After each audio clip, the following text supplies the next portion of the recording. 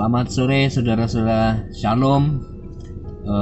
Sore hari ini saya akan berbagi tentang kebenaran firman Tuhan yang saya temukan dalam Matius pasal 13, yaitu tentang kerajaan surga. Kerajaan surga ini merupakan sebuah value yang Tuhan mau ajar kepada kita, menjawab bagaimana kita seringkali sebagai manusia biasa mengkhawatirkan hal-hal jasmani penghidupan kita.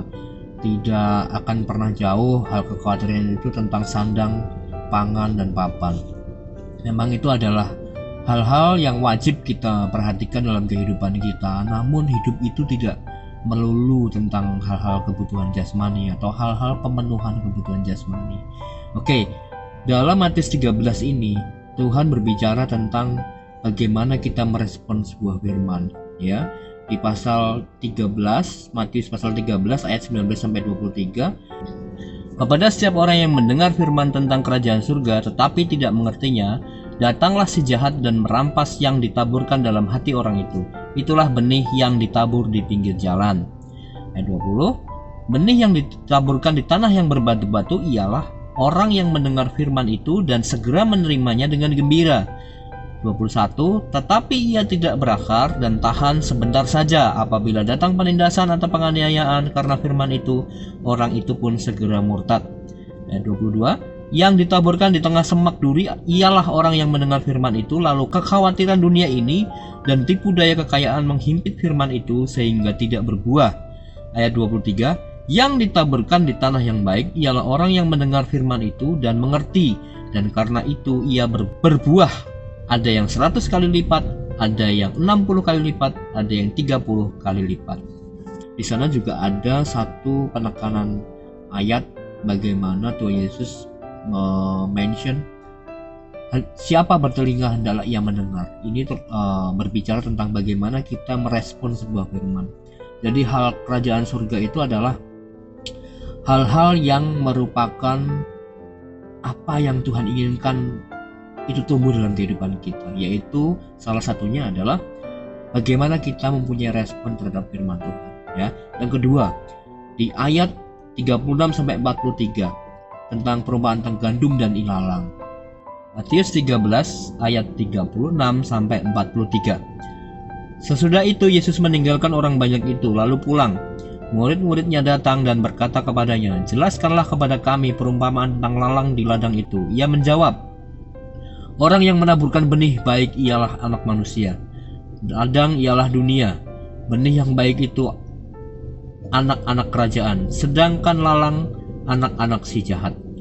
Musuh yang menabur benih ilalang ialah iblis. Waktu menuai ialah akhir zaman, dan para penuai itu malaikat.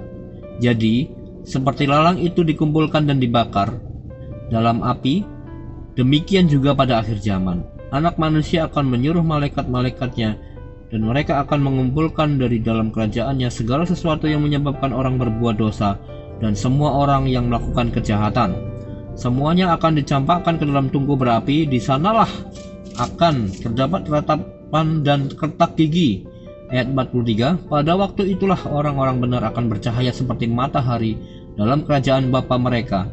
Siapa yang bertelinga, hendaklah ia mendengar. Hal kerajaan surga itu berbicara tentang pada akhirnya siapa diri kita ini, ya. Apakah gandum atau ilalang, ya.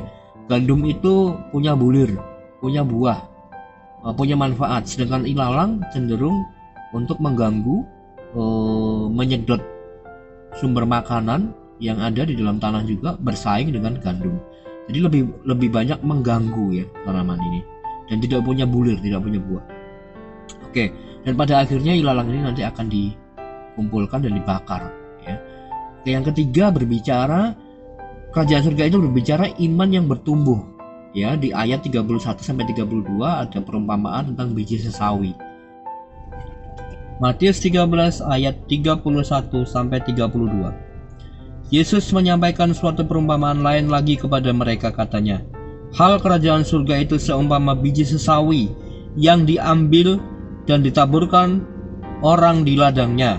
Memang biji itu paling kecil dari segala jenis benih, Tetapi apabila sudah tumbuh, sesawi itu lebih besar daripada sayuran yang lain, bahkan menjadi pohon, sehingga burung-burung di udara datang bersarang pada cabang-cabangnya.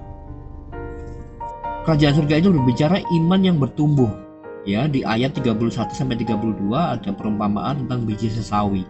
Bagaimana sebuah biji sesawi yang sangat lembut, sangat kecil, dan akhirnya nanti bertumbuh menjadi sebuah pohon sejati, menjadi tempat bernaung bagi burung-burung dan menjadi tempat perteduhan bagi orang. Ya, yang berikutnya yang keempat adalah hal kerajaan surga itu berbicara tentang pengaruh.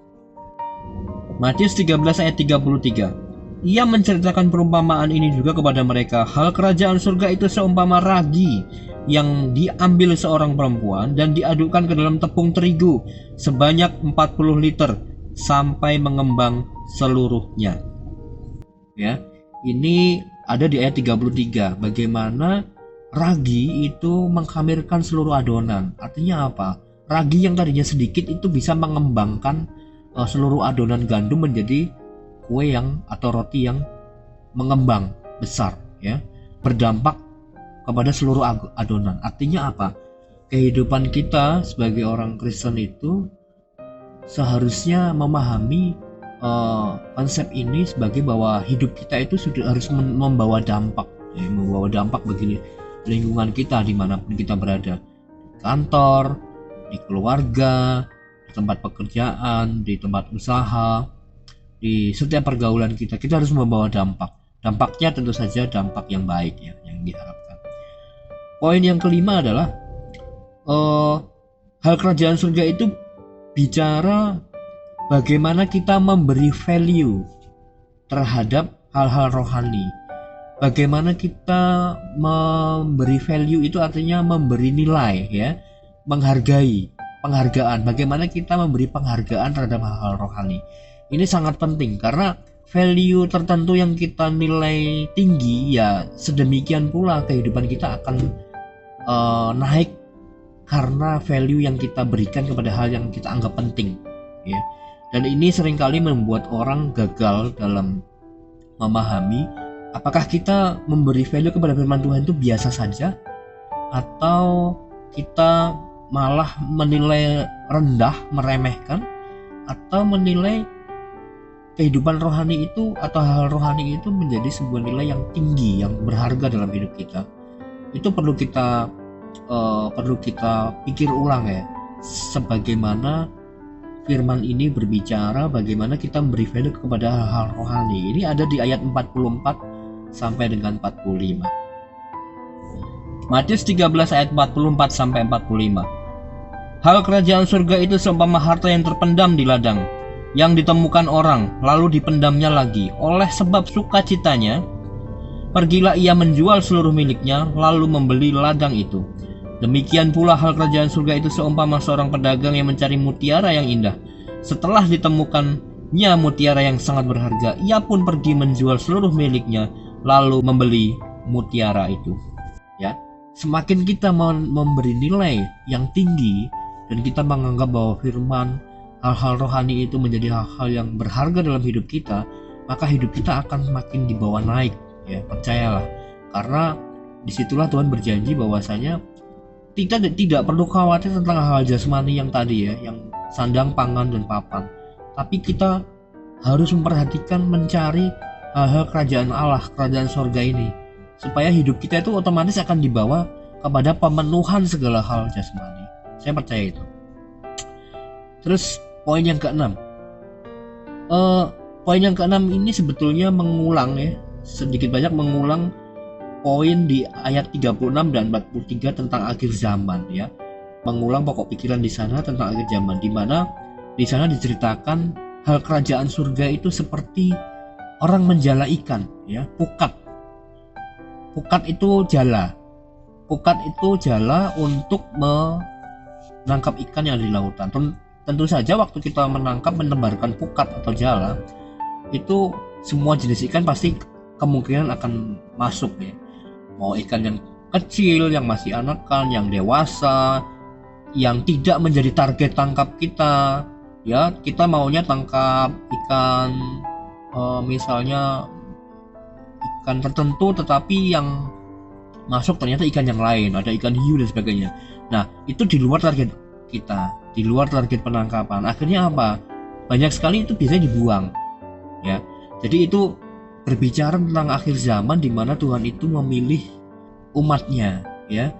Akhirnya berbicara lagi seperti di poin akhir zaman tadi, di kisah tentang gandum dan ilalang di ayat 36 dan 43, bahwasanya Tuhan akan memisahkan gandum dan ilalang, ya, memisahkan ikan yang menjadi target yang sesuai dengan keinginan si penjala dengan ikan-ikan yang tidak termasuk dalam target, ya. Itulah orang-orang yang tidak memenuhi kriteria apa yang Tuhan inginkan dalam hidupnya. Oke. Nah, jadi kesimpulan dari 6 poin tadi adalah Tuhan itu mau kita menang sampai akhir zaman, ya. Tuhan itu mau kita menang sampai akhir zaman. Jadi alangkah tidak masuk akalnya ketika kita khawatir tentang penghidupan kita selama menjalani hari ini sampai akhir zaman tadi. Tuhan tidak memperhatikan kebutuhan kita untuk menjalaninya, kan nggak mungkin. Karena Tuhan mau kita itu hidup dengan value kerajaan surga tadi. Jadi tidak perlu khawatir tentang hal-hal jasmaniah yang disampaikan dalam Matius 6 ayat 25 sampai 34, ya, karena Tuhan itu punya acuan value yang lebih tinggi yang bisa menjadi pegangan kita, bahwa ternyata Tuhan tuh punya rencana jauh lebih tinggi dari kita, dari pemikiran kita, bahwa Tuhan mau kita menang dan selamat sampai akhir, ya. Tadi berbicara tentang respon kita terhadap firman, bagaimana kita memberi value terhadap firman, harus selalu memikirkan ulang pada akhirnya kita ini siapa sebagai anak Tuhan yang taat kepada firman-Nya, ya, sebagai anak-anak Tuhan yang memberi atau menghargai hal-hal rohani. Karena apa? Tuhan itu mau kita menang sampai akhir. Jadi sangat tidak masuk akal ketika dalam perjalanannya kebutuhan jasmani kita itu tidak terpenuhi. Itu sangat tidak masuk akal, karena Tuhan menginginkan bahwa kita menang sampai akhir, ya. Karena value-nya di hal kerajaan surga ini berbicara sampai akhirnya nanti siapa diri kita. Apakah kita bagian dari gandum atau lalang? Apakah kita bagian dari ikan-ikan yang dimaksud atau ikan-ikan hasil sampingan, ya, yang akhirnya dibuang. Oke, demikian sharing saya. Semoga ini boleh menjadi sebuah perenungan, pelajaran kita, terutama buat saya juga. Mari kita belajar lagi tentang bagaimana kita memberi sebuah value untuk hal-hal rohani dalam kehidupan kita. Tuhan Yesus memberkati, dan kita jalani semua kehidupan kita ini dengan rasa syukur dan semangat di dalam nama Tuhan Yesus Kristus.